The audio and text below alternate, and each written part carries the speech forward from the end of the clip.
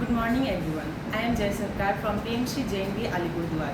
आज मैं विकसित भारत बुलेटिन 2025 के ऊपर एग्रीकल्चर से रिलेटेड एक टॉपिक शेयर करने जा रही हूँ और मेरा टॉपिक है टुगेदर विद HIA चेंज। इस मॉडल में हम लोग एग्रीकल्चर और एक्वाकल्चर को मिक्स करके एक मॉडल बनाए हैं जिसमें हम लोग एग्रीकल्चर में इंटीग्रेटेड फार्मिंग और एक्वाकल्चर में एक्वापोनिक्स एंड हाइड्रोपोनिक्स फार्मिंग को यूज़ कर रहे हैं। जैसा कि हम लोग सभी जानते हैं कि लैंड एक फिक्स्ड कैपिटल है जिसको हम इंक्रीज़ नहीं कर सकते हैं और भारत का जो पॉपुलेशन है वो धीरे धीरे बढ़ता ही चला जा रहा है, जिसके लिए हमें हमारा जो प्रोडक्शन है वो भी बढ़ाना होगा। इसीलिए हम लोग इस मॉडल को बनाए हैं। First of all aquaponics farming, जिसमें हम लोग एक पॉन्ड टाइप का जगह बनाएंगे और उसमें जो हम लोग वाटर यूज़ करेंगे वो न्यूट्रिएंट बेस्ड वाटर होगा। उसमें हम लोग कुछ प्लेट्स को फ्लोट करेंगे जो कि एक कुछ कप्स को कैरी करेगा। उसमें हम लोग हमारा क्रॉप्स को प्लांटेशन करेंगे जिसका रूट्स वाटर से वाटर के कांटेक्ट में होगा और वो रूट्स जो है वाटर को डायरेक्ट अपने अंदर लेगा, जिससे कि प्लांट्स बहुत जल्दी ग्रो करेगा। और हम लोग वाटर के अंदर फिश को भी ग्रो करेंगे ताकि दोनों ही एक साथ साथ ग्रो हो पाए। और दूसरा है हाइड्रोपोनिक्स फार्मिंग, जो कि हम लोग एक्वापोनिक्स फार्मिंग के वाटर्स के हेल्प के थ्रू ही करेंगे और उसमें हम लोग वाटर पंप मोटर के थ्रू हाइड्रोपोनिक्स फार्मिंग को कंडक्ट करेंगे।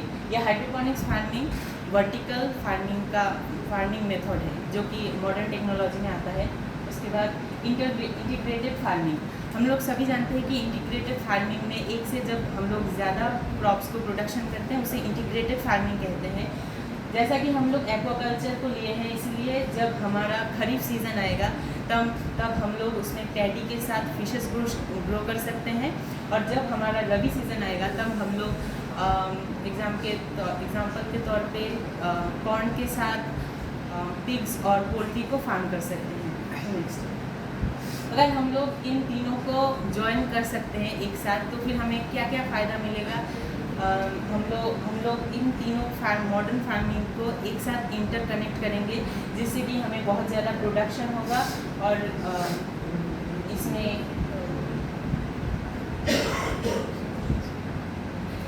जिससे कि हमारा वाटर भी बहुत ज़्यादा बचेगा। उसके बाद हम लोग इसके बेनिफिट्स पे आते हैं। हम लोग जो ये प्रोडक्शन करेंगे वो बहुत ही लेस टाइम में होगा, ये लेस टाइम कंज्यूमिंग होगा। उसके बाद बहुत कम लेबर का ज़रूरत होगा। उसके बाद जो है ये अभी के टाइम में जितना प्रोडक्शन हो रहा है उससे 4 गुना इससे अगर करेंगे तो इसका प्रोडक्शन देगा। उसके बाद ये जो है हमारा देश का GDP भी बढ़ाएगा और इसमें हम लोग जो लैंड को है रिड्यूस कर रहे हैं। ये हमारा मॉडल पूरा ही इको फ्रेंडली है एंड सस्टेनेबल डेवलपमेंट को फॉलो करता है, जो कि है 3R: reduce, reuse and recycle. Conclusion में मैं ये बोलना चाहता हूँ कि मेरा मॉडल जो है ये हमारे जो फार्मिंग है फार्मिंग और उसके साथ साथ हम लोग टेक्नोलॉजी को इंक्लूड करके हम लोग प्रोडक्शन कर रहे हैं। इससे हमें बहुत ही ज़्यादा फ़ायदा मिलेगा। फूड का जो हम लोगों का नीड्स है वो फुलफिल होगा एंड ये सस्टेनेबल प्रैक्टिसेस को फॉलो करता है, जो कि हमारे हेल्थ के लिए, हमारे शारीरिक के लिए बहुत फ़ायदेमंद है। Thank you guys.